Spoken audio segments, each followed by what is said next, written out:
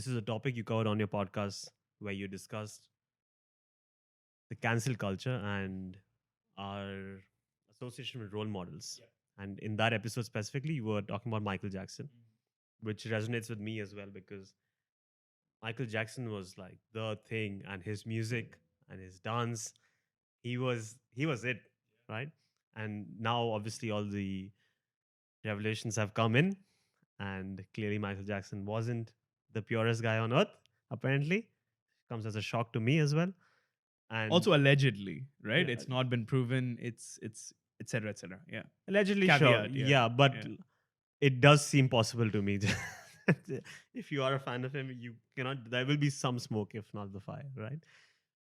And this is a discussion we had, I think, a few months back, where you mentioned that it's hard for us to have role models, and I also agree with you in that sense. And in fact, all our peers, all our friends, when you keep asking them who are your role models, it's more of a question of I used to like him, but now this, now that. And my theory is that millennials, and this is where the transition happened, we don't really have role models because we grew up in an era where the hype was there around the role models. We didn't have the internet. And wherever, let's say Michael Jackson, we only saw him in the concerts or just heard his music, and we see her stories about him. And there was just hype and the bubble around him, or just interviews on the news, actors, celebrities, the list goes on. And then with the internet, we started getting connected a lot more.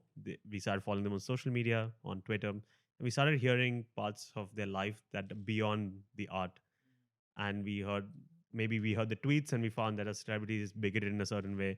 Michael Jackson, a lot of people came out and they voiced their concerns about him, and other celebrities as well. So what started happening is, for someone who grew up with that bubble, the hole started getting poked in, and because you were on that end of the spectrum, now you just completely went to the other. It's like my love for WWE. Like initially, I thought it was real, and the day I found it was fake, then I just flipped, and I stopped watching it for many years until I revisited it after a few years.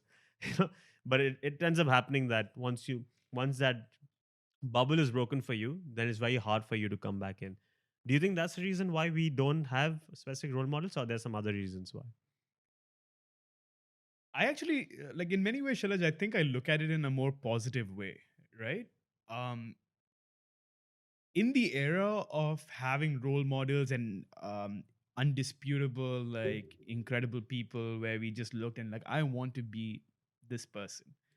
I think we lost sense of what it means to be human because all that was projected was a certain side of these individuals.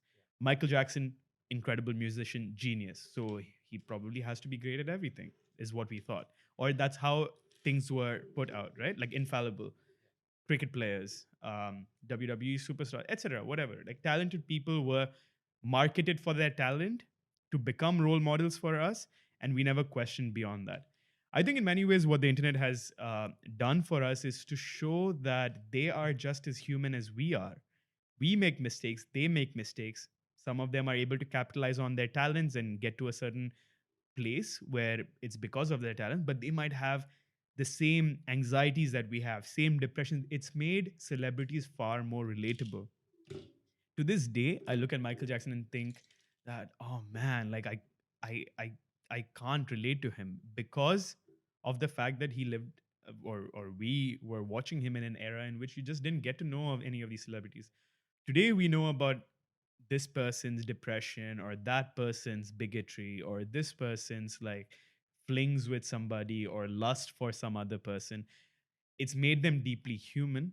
It's also, for me, destroyed the concept of quote unquote role model, because if they are human and I'm human, oh well, so why are we putting people on pedestals and making them out to be gods and queens and kings when we are just as capable to be gods and kings and queens in our own world? Celebrate yourself is what I've learned. We make mistakes, they make mistakes. We have talents, they have talents. Let's not put people on unnecessary pedestals because it's just unnecessary. Let's celebrate who we are. Let's look into ourselves to find that inspiration. And fair, you look at somebody's talent and you say that's great, or they have qualities that you aspire to. Sure, do that, but also realize that they have a whole world outside of that, and they have their own lives in which there are a bunch of things that we will never know about. And so why put them on that pedestal?